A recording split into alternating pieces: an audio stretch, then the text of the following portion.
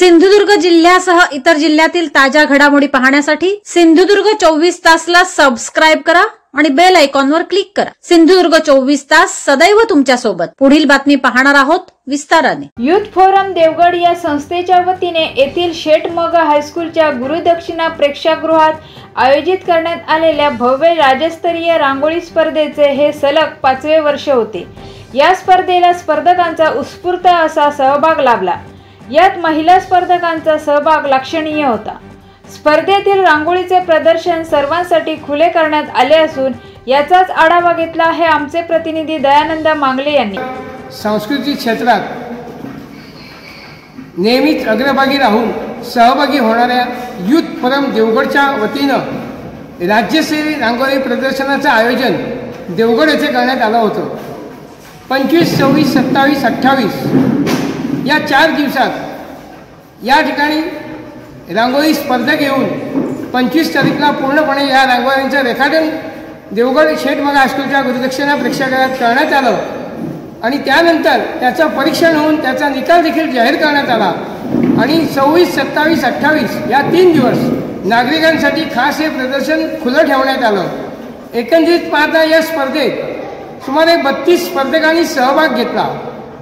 सिंधुदुर्ग असो, रत्नागिरी असो, कोल्हापूर असो, सांगली असो, याबरोबरच महाराष्ट्र बाहेर गोवा राज्यातून देखील स्पर्धक या ठिकाणी दाखल झाले आणि या स्पर्धेला स्पर्धकांचा अभूतपूर्व प्रतिसाद लाभला।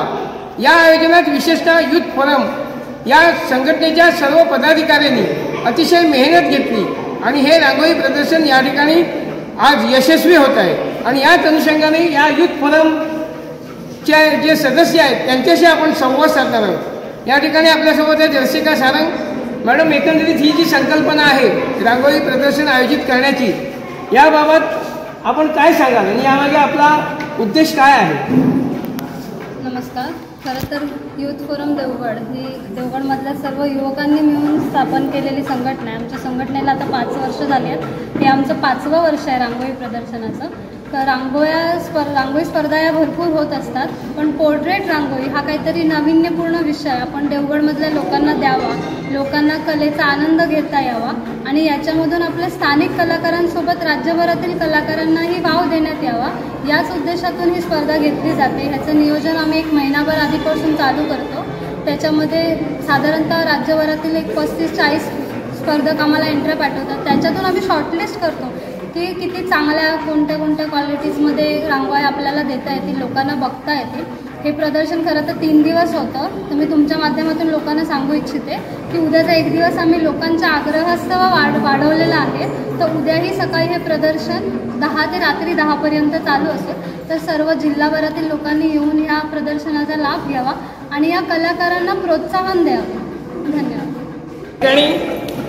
रांगोळी रसिकांचा देखील वाढता प्रतिसाद लक्षात घेता 1 दिवसाची मुदतवाढ देखील या प्रदर्शनात देण्यात आली आणि या प्रदर्शनाचं किंवा रांगोळी स्पर्धेचे निकाल देखील युथ फोरमच्या माध्यमातून जाहीर करण्यात आला आहे आणि त्याच अनुषंगाने पुन्हा एकदा आपण जातो दर्शिका सारंग मॅडम यांच्याकडे।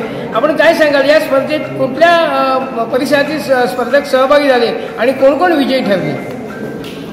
खरं तर याचा निकाल लावणं खूप कठीण काम असतं। आपल्याकडे जजेस येतात, ते आपल्याला निकाल देतात। तर याच्यामध्ये प्रथम क्रमांक विलास रहाटे रत्नागिरी, दुसरा क्रमांक आपल्या जिल्ह्यातीलच कलाकार आहेत समीर चांदरकर मालवण यांना मिळाला आहे, तिसरा केदार टेमकर सिंधुदुर्ग कुडाळ। त्याच्यानंतर उत्तेजनार्थ 2 बक्षिसं होती, ती वाढवून 3 करण्यात आली आहेत। एक आहे प्रशांत सुवर्णा मुंबई, 2 आहे सुरेश छत्रे कोल्हापूर आणि तिसरं बक्षीस आपण दिलं आहे भूमेश नाईक गोवा।